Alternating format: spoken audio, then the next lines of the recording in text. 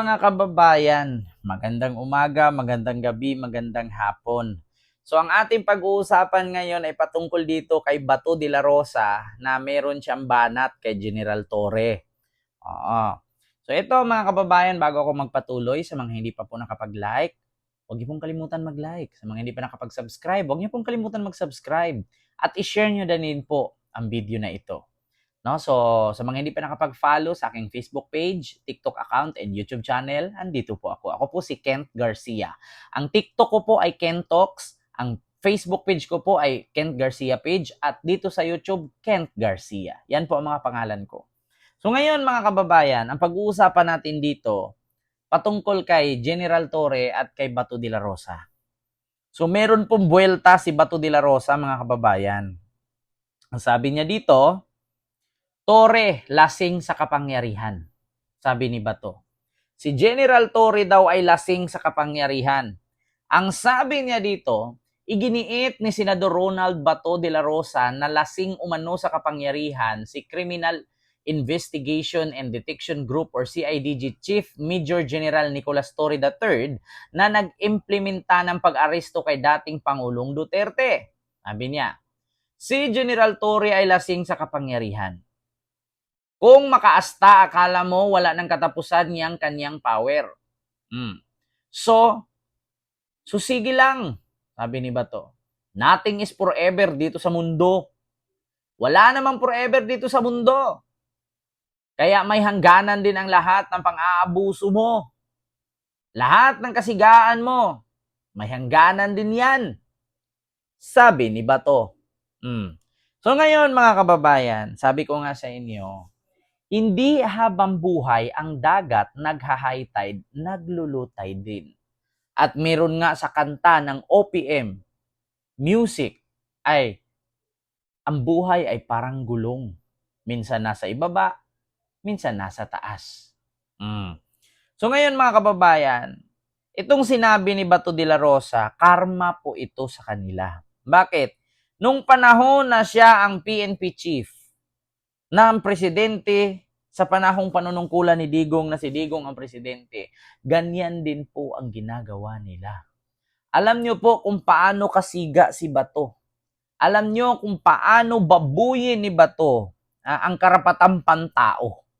Noong panahon na siya ang PNP chief, almost 30,000 ka-Pilipino ang namatay dahil sa Uplan Tukhang na pina-implementa ni Bato pa sa pamamagitan ng utos ni Digong.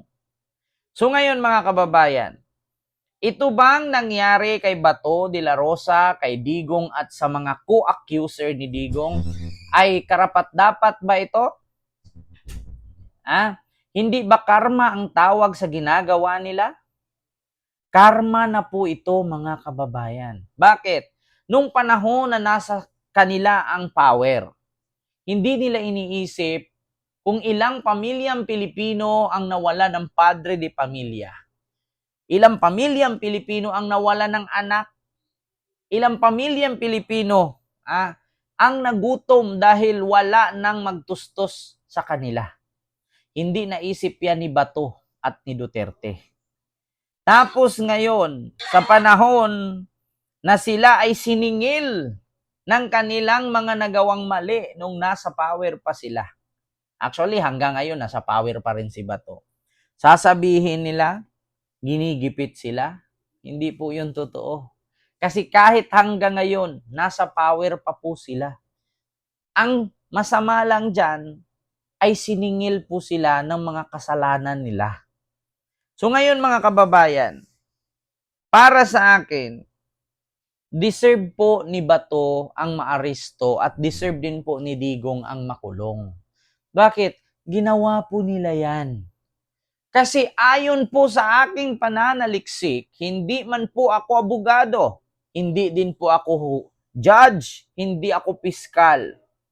According po sa batas ng ating bansa o sa bansang Pilipinas, hindi po nakasulat sa saligang batas na kapag nakitang gumamit ka ng droga ay papatayin ka. Hindi po nakasulat sa saligang batas ng ating bansa na kapag nakakita ka ng nagbenta ng droga ay babarilin at papatayin mo na. Wala pong ganun.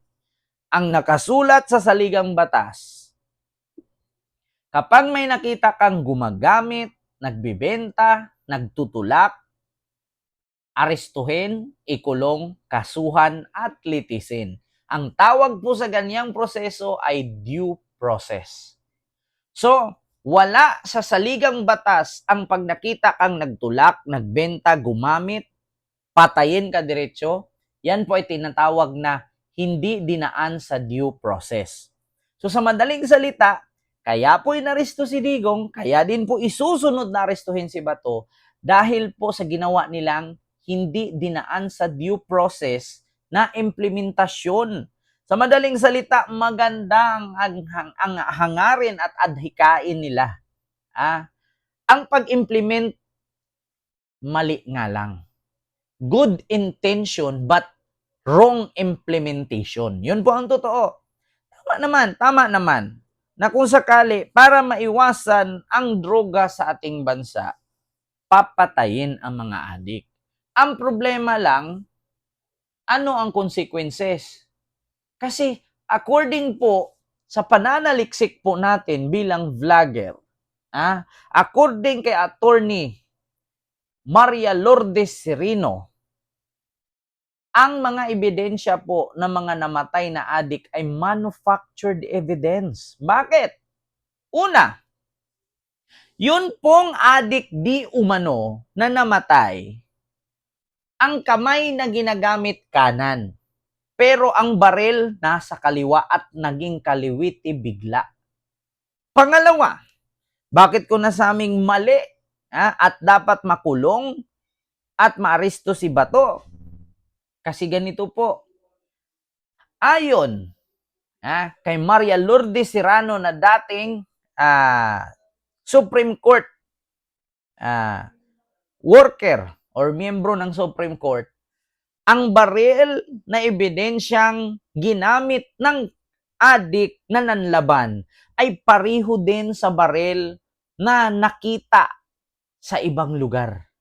For example, yung namatay sa Caloocan na may hawak na baril na adik, yung number nung baril ay pariho sa number nung baril na namatay na adik sa Parañaque, sa Cavite, sa Laguna, sa Batangas, sa Pasig, sa Mandaluyong, Malabon, Quezon City, Pasay. Ganyan ang tawag ni Maria Lourdes Serrano or Serino na manufactured evidence. Kaya po mga kababayan, isa po yan sa kadahilanan ng ikakakulong ni Bato ngayon. At isa sa kadahilanan na kung bakit si Bato ay aarestuhin ng International Criminal Court dahil sa ginagawa nilang implementasyon sa pagsugpo sa droga ang patayin diretso ang mga nagdodroga. Na which is wala naman po sa saligang batas ng Pilipinas. Ulitin ko, na kapag nakita kang nagtulak, nagbenta, gumamit, patayin ka. Walang ganun, Mars. So isa ka sa kadahilanan, nakasuhan sila ng crimes against humanity. Torture, murder, and panghahalay ang nakalagay doon. So, yun naman po mga kababayan. Hindi ko na po masyadong tagalan yung ating vlog patungkol kay Bato at kay General Torre. So, yun lang. Sabi ni Bato, pagpatuloy mo lang yan ang pang-aabuso mo. Lahat ng kasigaan mo may hangganan din yan. Sabi ni Bato kay General Torre. So, yun lang. Maraming salamat and see you next vlog. God first. Thank you.